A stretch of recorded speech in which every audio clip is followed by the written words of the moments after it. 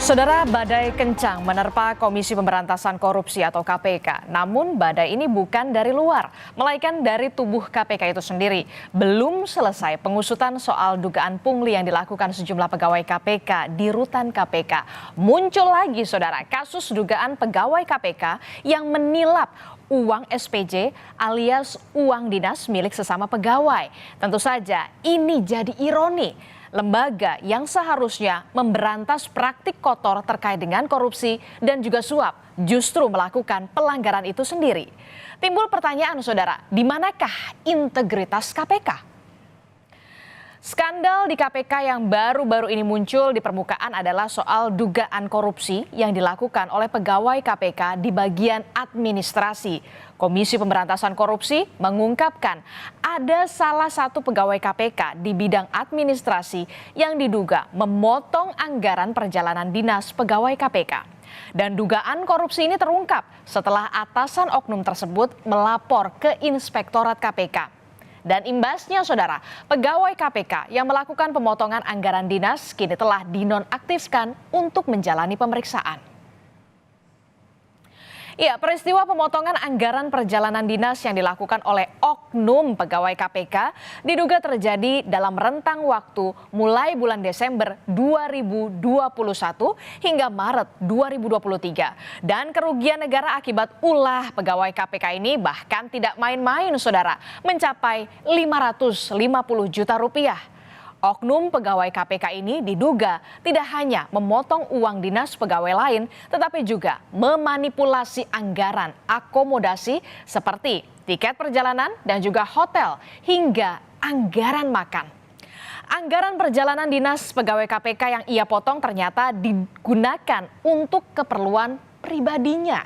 Mulai dari berbelanja barang hingga menginap di hotel berbintang 5.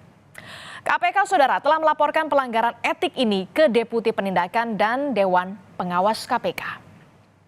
Inspektorat selanjutnya melakukan serangkaian pemeriksaan dan melakukan perhitungan dugaan kerugian keuangan negara dengan nilai awal sejumlah 550 juta rupiah dalam kurun waktu tahun 2021 dan 2022. Bersamaan dengan proses tersebut, oknum dimaksud telah dibebas tugaskan untuk memudahkan proses pemeriksaannya. Ya, sebelumnya, saudara, skandal di dalam tubuh KPK yang jadi sorotan tajam adalah soal kasus dugaan pungli senilai 4 miliar rupiah yang terjadi di rutan KPK. Perbuatan punglinya berupa suap, gratifikasi, dan juga pemerasan kepada tahanan KPK untuk mendapat keringanan dan juga penggunaan alat komunikasi. Informasi sementara, pungli ini sudah terjadi sejak lama, tapi baru terbongkar sekarang karena dalam pemeriksaan pihak korban dan keluarga masih tertutup. Puluhan pegawai KPK diduga ikut terlibat dalam kasus pungli di rutan KPK. Nasib mereka kini telah dinonaktifkan. Sementara untuk pemeriksaan disiplin, KPK telah memeriksa ada 15 orang. Tim khusus bahkan dibentuk untuk mengusut dugaan pungli di dalam rutan. KPK, saudara, bahkan turut menggandeng Pusat Pelaporan dan Analisis Transaksi Keuangan atau PPATK. Namun, praktik pungli ini akan sulit diungkap apabila pelaku bertransaksi dengan uang tunai di luar sistem perbankan. Tindak pidananya sementara ini dari sisi disiplin kepegawaian kita sementara nonaktifkan yang bersangkutan. Sementara proses penyelidikannya ini terus berlanjut. Kami bukan hanya berbasis pada temuan Dewas yang berupa laporan keuangan transaksi antara Desember 2021 sampai Maret 2023. Sebenarnya bukan, yang perlu saya klarifikasi, bukan Maret 2022. Jadi Desember 21 sampai Maret 2023. Sementara itu, meski diterpa kasus pungli di Hari Raya Idul Adha, suasana rumah tahanan Komisi Pemberantasan Korupsi KPK masih seperti biasa. Rutan KPK ramai didatangi keluarga tahanan. Tidak ada perubahan aturan jam besuk. Kunjungan dibatasi hanya 2 jam, mulai pukul 10 pagi hingga 12 siang.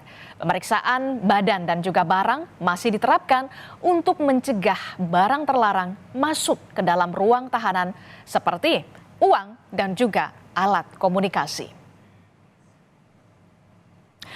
Taji KPK yang sudah tak setajam dulu sebagai lembaga anti korupsi dan bahkan perlahan tergerus dari dalam sudah diprediksi oleh mantan pimpinan KPK Saud Situmorang.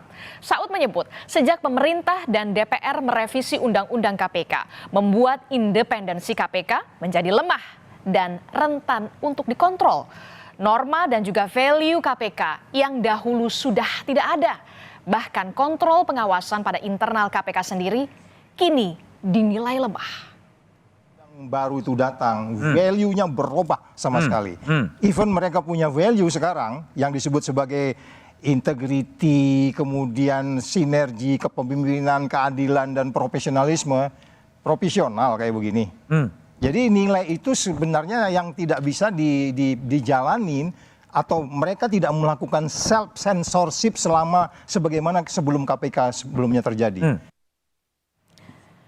Ya, sederet skandal yang terjadi di tubuh KPK seolah mencoreng nama baik KPK yang selama ini dikenal garang dalam penindakan korupsi.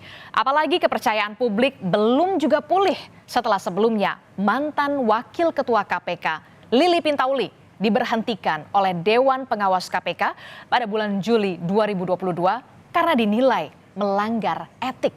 Lili, saudara, diduga menerima gratifikasi berupa tiket dan juga penginapan dari panitia MotoGP di Mandalika, Nusa Tenggara Barat senilai 90 juta rupiah.